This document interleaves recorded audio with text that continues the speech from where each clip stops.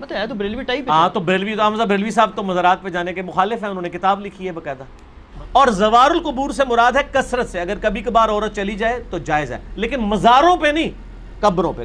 مزاروں پہ تو مرد بھی نہیں جا سکتے، کیونکہ مزار تو نبی الاسلام کی مخالفت پہ بنائے گئے ہیں. صحیح مسلم میں حدیث ہے، تمہیں منع کرتا ہوں قبروں پر عمارتیں بنانے سے، قبروں کو پکا کرنے پہ، ان سے بیٹھنے سے. یہ صحیح مسلم کے اندر حدیث موجود ہے انٹرنیشنل نمبر کے مطابق 2245. اب بہت سے افراد کہتے ہیں نہیں صرف کعبے کا طواف ہو سکتا ہے، قبروں کا طواف بدعت ہے. بہت سے افراد نے کہا قبروں کا طواف بدعت ہے. تو اللہ نے ایک حکم نازل کیا اپنے حبیب کے ذریعے کہ جو بھی حج پہ آئے گا تو 4 کونے ہیں.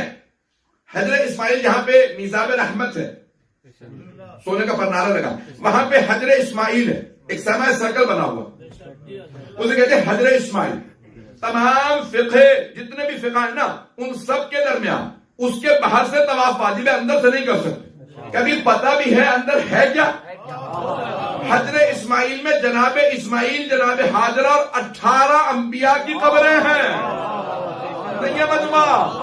اگر قبروں کا طواف بدعت ہوتا تو اللہ اپنے گھر کے ساتھ حجر اسماعیل میں انبیاء کی قبریں نہ بنواتا، اور بنواتا تو طواف واجب قرار نہ دیتا. اللہ نے کہا نہیں، باہر سے طواف کرنا تاکہ بدعت نہ رہے، کربلا جائیں تو وہاں پہ بھی عبادت رہے. اور سب سے پہلے کربلا میں سید الشہداء کی قبر مطہر کا طواف کرنے والی ہستی جناب زینب کبریٰ، انہوں نے طواف کر کے بتایا کہ حسین ابن علی کی محبت دلوں میں ہو تو انسان کو بہت طواف پہ آتا. فیضان گرامی، یہ محبت کی علامت ہے. یہ سارا کا سارا حج نظام ہے، میرے پاس وقت نہیں ہے کہ تفصیل میں جا سکوں. صرف چند باتوں کی طرف توجہ چاہوں گا. 2 ایسی دلیلیں دیں مزارات گرانے والوں نے، دقت چاہوں گا کہ جس کی بنیاد پر پوری دنیا میں مزارات کو گرا دیا گیا، خاص طور پر جنت البقیع اور جنت المعلی میں. وہ 2 دلیلیں، ایک آیت قرآنی ہے اور ایک حدیث ہے. آیت قرآنی لا تصلی علی احد منہم مات ابدا، حکم الہی آیا سرکار دو جہاں پر. اب دلیل دے رہے ہیں مزار گرانے والوں کے پاس دلیلیں 2 کیا ہیں، ان دونوں دلیلوں کو رد کرنا اس ممبر کا کام ہے. وہ دونوں دلیلیں جو قائم کی گئی ہیں ان دلیلوں کو نہ ماننا اس ممبر کا کام ہے. لہذا پہلی دلیل سنیے گا، لا تصلی علی احد منہم مات ابدا ولا تقم علی قبرہ انہم کفروا باللہ ورسولہ وماتوا وہم فاسقون.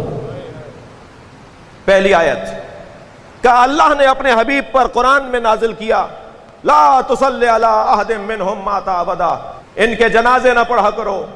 آیت درمیان میں سے نکالی، اس فقرے سے تو بات سمجھ میں نہیں آ رہی کہ لا تصلی علی احد منہم مات ابدا، ان کے اوپر نماز جنازہ نہ پڑھا کرو. تو اس کا مطلب ہے کہ نبی کو اللہ نے نماز جنازہ پڑھنے کا حکم دیا ایک آیت میں، اور دوسری آیت میں منسوخ کر دیا کہ کسی پر بھی نماز جنازہ نہ پڑھا کرو.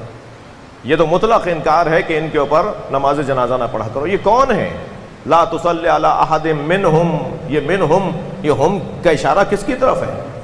اس حصے سے یہ لوگ گریز کرتے ہیں، اس کے بعد والے حصے کو اٹھا کر فریم کروا کے لگاتے ہیں ان دفتروں میں جن دفتروں کا کام ہے مزار گرانا. اور وہ کون سا ہے؟ اس کے بعد والا جملہ ہے وَلَا تَقُمْ عَلَىٰ قَبْرِهِ، تم ان اس کی وَلَا تَقُمْ عَلَىٰ قَبْرِهِ، تم اس کی قبر پر جا کے کھڑے نہ ہو. تو کہنے لگے یہ جو اللہ نے حکم دیا ہے کہ قبر پہ جا کے کھڑے نہ ہو، تو کیونکہ قبر ہوگی تو کوئی کھڑا ہوگا، تو قبر ہی گرا دو تاکہ کوئی کھڑا نہ رہے، کوئی کھڑا ہونے نہ جائے. انتہائی مفلوج استدلال ہے، انتہائی فلج زدہ استدلال ہے، انتہائی معذور استدلال ہے کہ اس قبر پہ جا کے کھڑے نہ ہو. وَلَا تَقُمْ عَلَىٰ قَبْرِهِ إِنَّهُمْ كَفَرُوا بِاللَّهِ. بھائی آیت کا اگلا حصہ، آیت کا پچھلا حصہ، آیت کا سباق، آیت کا سیاق دونوں بتا رہے ہیں کہ یہ کوئی خاص گروہ ہے، خاص طبقہ ہے، کچھ لوگ ہیں جن کی قبروں پہ جانے سے نبی کو روکا گیا ہے، جن کی جنازے کی نماز پڑھنے سے نبی کو روکا گیا ہے. یہ کون لوگ ہیں؟ تفسیر قرآن میں جب ہم جائیں گے تو یہ وہ منافقین ہیں کہ جنہوں نے کھل کر نبی کی مخالفت بھی کی اور برابر بھی بیٹھے رہے، جو سرکار کے ساتھ بھی بیٹھے رہے اور نبی کی مخالفت بھی کی۔ نبی کو اللہ نے ان کی قبر پہ جانے سے روکا، ان کی نماز جنازہ پڑھنے سے نبی کو روک دیا۔ کتنے ہی لوگ ہیں کہ جو نبی کے زمانے میں مرے اور سرکار نے ان کی نماز جنازہ نہیں پڑھائی۔ یہ مخصوص لوگ ہیں، یہ منافقین کہ جن کے بارے میں اللہ نے اپنے حبیب کو روکا کہ آپ ان کی نماز جنازہ نہ پڑھائیں اور ان کی قبروں پہ بھی نہ جائیں۔ دوسری جو دلیل ہے وہ ہے ابی الحیاج اسدی کی ایک حدیث، ایک راوی ابی الحیاج اسدی ہیں۔ ابی الحیاج اسدی ایک راوی ہیں، ایک صحابی ہیں، ان کی ایک روایت کو لے کر انہوں نے مزاروں کو گرایا ہے، اور وہ روایت کیا ہے؟ وہ روایت یہ ہے کہ ابی الحیاج اسدی کہتے ہیں کہ مجھ سے علی ابن ابی طالب نے کہا، علی ابن ابی طالب نے مجھ سے کہا کہ انی لا ابعثک علی ما بعثتنی رسول اللہ، میں تمہیں ایک کام سونپ رہا ہوں جو کام مجھے رسول اللہ نے سونپا تھا۔ اچھا اب ذرا حدیث کی جہاں ہم روایت راویوں کی پرکھ کرتے ہیں نا تو اسے ہم کہتے ہیں کہ روایت کیسی ہے، اور ایک مرتبہ حدیث کی درایت ہوتی ہے، ایک مرتبہ مضمون حدیث ہوتا ہے، متن حدیث ہوتا ہے، ایک مرتبہ سند حدیث ہوتی ہے۔ کہ جب ہم حدیث پڑھ رہے ہوتے ہیں نا، میرے کم سن ساتھیوں ذرا توجہ کرو، میں بزرگوں سے دعا چاہتا ہوں، جب ہم حدیث پڑھ رہے ہوتے ہیں تو سند کے اوپر غور کرتے ہیں۔ 28 قسمیں حدیثوں کی، ہر حدیث جو منسوب ہو جائے مولا سے، کہہ دیا جائے کہ مولا صادق نے کہا ہے، ضروری نہیں ہے وہ مولا صادق نے کہی ہو۔ 28 قسمیں۔ تو ہم پہلے روایت دیکھتے ہیں، یعنی راویوں کو دیکھتے ہیں، ان فلان ان فلان ان فلان ان فلان ان امیر المومنین ان ابو عبداللہ مثلا ان ابی عبداللہ امام صادق، یا کسی امام تک پہنچتی ہے بات۔ ایک مرتبہ ہم متن کو دیکھتے ہیں، مضمون حدیث کیا ہے۔ بعض اوقات مضمون کہہ رہا ہوتا ہے یہ امام کا فرمان نہیں ہے، اور راوی کہہ رہے ہوتے ہیں، یعنی ان کی سند کا صحیح ہونا کہہ رہا ہوتا ہے کہ امام کا فرمان ہے۔ پھر بحث کی جاتی ہے کہ فصاحت و بلاغت کے خلاف ہے کہ امام یہ لفظ استعمال کرتے، لہٰذا راوی نے اپنے الفاظ کو جس سے میں استعمال کر دیے ہیں، ہے تو مولا کا پیغام مگر الفاظ یہ راوی کے ہیں، کیونکہ وہ اسلوب نہیں بتا رہا ہوتا، اسلوب کا تقاضا ہے کہ یہ امام یہ لفظ بول ہی نہیں سکتے۔ جیسے صحیفہ سجادیہ میں کچھ دعائیں ہیں جن میں کچھ جملوں کے اوپر علماء حدیث نے بحث کی ہے کہ یہ جو جملہ ہے امام کا، یہ سننے والے نے امام نے یقیناً کچھ اور کہا ہے، اس نے اپنی طرف سے اس جملے کو اپنے الفاظ میں لکھ دیا ہے۔ یہ ہوتا ہے ایسا۔ ایک مرتبہ دونوں چیزیں ہی کمزور ہوتی ہیں، یعنی راوی بھی معتبر نہیں اور متن بھی پکار کے بتا رہا ہے کہ یہ حدیث ہی نہیں ہے۔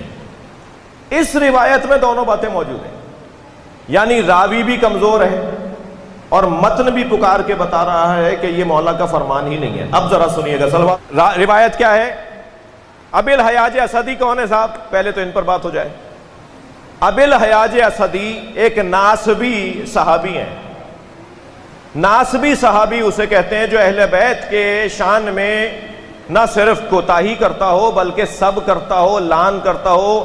بچوں کے سمجھانے کے لیے کہہ رہا ہوں، ممبر کی زبان متروک ہوتی جا رہی ہے، میری مشکل اور پریشانی بڑھتی جا رہی ہے۔ جو ائمہ کو گالیاں دیتا ہو اسے ناسبی کہا جاتا ہے، ٹھیک ہے؟ ابی الحیاج اسدی کو سب نے لکھا ہے کہ یہ ناسبی ہے، پہلے ہی مولا علی کو برا بولتا ہے، پہلے ہی مولا علی کی توہین کرنے والا ہے۔ تو جو علی کا پہلے ہی دشمن اور مخالف ہو، یہ روایت تو ہم اس سے لیتے ہی نہیں ہیں۔ حدیث کے باب میں وہ حدیث سند سے گر جاتی ہے جس کے راویوں میں یا ناسبی ہو یا خارجی ہو یا غالی ہو یا مقصر ہو۔ یہ کمزوریاں رکھنے والا، جو یہ کمزوریاں رکھنے والا راوی ہے، ہم اس کی حدیث لیتے نہیں ہیں، وہ اپنی سند سے گر جاتی ہے، تو یہ ناسبی ہے۔ پہلے ہی مولا علی کو برا بھلا کہتا ہے تو اس سے تو روایت لینی نہیں ہے، سند ویسے ہی گر گئی۔ اب ذرا متن کو دیکھ لیجئے کیا کہہ رہے ہیں۔ مولا اسی سے فرما رہے ہیں جو مولا کو معاذ اللہ برا بھلا کہتا ہے، اور کیا فرما رہے ہیں؟ انی لا ابعثک علی ما بعثنی رسول اللہ، میں تمہیں وہ کام دے رہا ہوں جو رسول اللہ نے مجھے دیا۔ ہم اس علی کو علی مانتے ہیں جو اپنا کام خود کرتا ہو۔ اتنا اہم کام تھا کہ مزار گرانے تھے، اتنا اہم کام تھا کہ قبریں گرانی تھیں، اور مولا نے مولا علی سے کہا تھا کہ میرے بعد قبریں گرا دینا اور بتوں کو گرا دینا، اور علی فرما رہے ہیں کہ بتوں کے گرانے کا کام بھی اور قبروں کے گرانے کا کام بھی رسول نے مجھے دیا تھا، میں تمہیں دے رہا ہوں۔ جی عقل مانتی ہے اس بات کو؟ وہ دشمن علی جو روایت کو نقل کر رہا ہے، کام امت کے لیے اتنا اہم تم نے بنا دیا کہ تمہیں قبریں گرانے کے لیے پہلے حکومت بنانا پڑی۔ حکومت بنائے بغیر تم قبر گرانے کی جرت نہیں رکھتے تھے۔ اس لیے جو بعض لوگ مطلقاً کہتے ہیں نا کہ سیاست دین سے جدا ہے، میں ان سے سوال کر رہا ہوں، سیاست دین سے جدا ہے تو مزار تعمیر کروا دو۔ ہاں جو سیاست شیطنت ہے وہ دین سے جدا ہے۔ توجہ چاہوں گا۔ اب کیا کہہ رہے ہیں حضرت؟ فرما رہے ہیں میں ابھی حیاج اسدی میں تمہیں وہ کام دے رہا ہوں جو رسول اللہ نے مجھے دیا تھا۔ کیا کہا تھا سرکار نے؟ سرکار نے فرمایا تھا لا تدع تمثالا الا تمستہ، کوئی بت نہ دیکھنا مگر اسے گرا دینا۔ جی کسی بت کو ظاہر نہ دیکھنا مگر گرا دینا۔ ولا قبرا مشرفا الا سویتہ، اور کسی قبر کو بلند نہ دیکھنا مگر اسے گرا دینا۔ جس قبر کو بلند دیکھو اسے گرا دینا، جس بت کو بنا دیکھو اسے گرا دینا۔ مجھے نبی مکرم نے یہ دو کام دیے تھے، یہ میں تمہیں دے رہا ہوں۔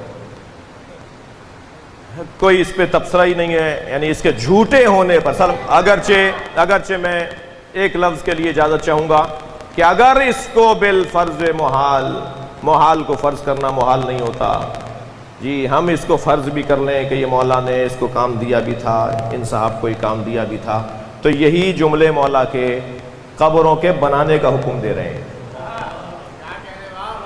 انہی جملوں سے قبروں کی تعمیر کا نظریہ ثابت ہوتا ہے۔ بتوں کو گرا دو، یہ تو بات صحیح ہے، کوئی اختلاف ہی نہیں ہے، لیکن ولا قبرا مشرفا الا سویتہ، اور کسی قبر کو مشرف بلند نہ دیکھنا مگر یہ کہ اسے سویتہ، یہ تم نے ترجمہ اور مطلب کیسے نکال لیا کہ اسے گرا دینا؟ سویتہ کا مطلب یہ ہے کہ صاحب قبر کے مطابق کر دینا۔ تو جس کی قبر بنانے کی اجازت ہی نہیں ہے بھائی، وہ اس قابل ہی نہیں ہے کہ اس کی قبر رکھی جائے، تو اس کی قبر کو اسی کے مطابق کر دینا، اور جس کی قبر بلند ہونی چاہیے اس کی قبر کو بلند کر دینا۔ اور پھر عزیزان گرامی ہمارے پاس اور احادیث بھی ہیں، اور جس میں خود نبی مکرم کا کتب اہل سنت کے مطابق فرمان کہ حضرت نے فرمایا، مولا علی فرماتے قال النبی، نبی نے فرمایا یا علی ادفنی فی ھذا المکان، مجھے یہاں دفنانا، وصیتیں جو فرمائی سرکار نے مولا علی سے، مجھے یہاں دفنانا، ورفع قبری من العرض 4 اصابع، اور 4 بالش میری قبر کو زمین سے بلند کرنا۔ تو جہاں یہ آپ لے کر آئے مولا علی کا فرمان، اور اسی کے منطوق اور مفہوم سے ہم قبروں کی تعمیر کو بھی سمجھتے ہیں، وہاں سرکار کا آپ کی کتابوں میں یہ فرمان بھی لکھا ہوا ہے کہ میری قبر کو زمین سے بلند کر دینا۔